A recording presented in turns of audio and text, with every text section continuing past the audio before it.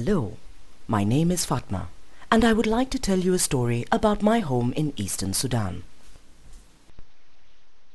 Sudan is one country in Africa that has suffered from the consequences of war. In addition to having a protracted civil war itself, Sudan has played host to refugees from other countries for many years. In fact, Sudan has some of the oldest refugee camps in Africa since 1966. In the 1970s, there were close to 1.1 million refugees from Ethiopia and Eritrea. The United Nations High Commission for Refugees, UNHCR, has been providing food and medicines to the refugees, who then get firewood and building materials from the host country, some of which they sell. Most refugee camps are located in the more fragile and arid environments, thereby negatively impacting on the ecosystem. Unsustainable agricultural practices and overgrazing add to the degradation of refugee-hosting areas. Prosopis, which is an invasive species, is also spreading.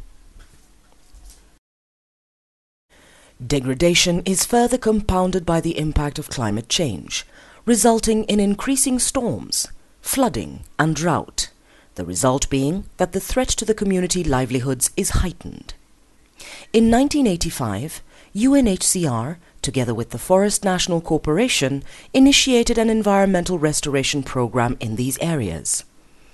In the year 2000, Eritrea declared its independence from Ethiopia, enabling many refugees to return home.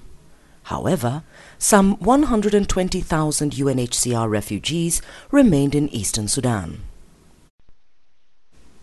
Because of the magnitude and importance of environmental restoration, a consortium of agencies was formed, comprising of UNHCR, the Commission on Refugees, the Government of Sudan, and International Union for Conservation of Nature, IUCN.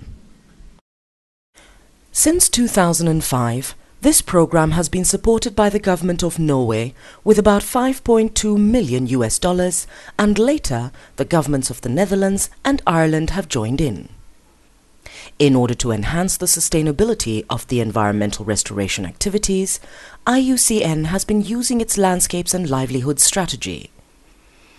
Communities develop simple maps of their areas, showing resources and environmental issues they face. They then identify a vision of how they would like their area to look and what needs to be done in the short and long term. To date, community environmental management plans have been developed by 4 villages in eastern Sudan. Fuel wood scarcity has been of considerable concern in the refugee hosting areas. IUCN is providing training on the construction and use of energy-saving cook stoves and providing liquid petroleum gas stoves through a revolving fund.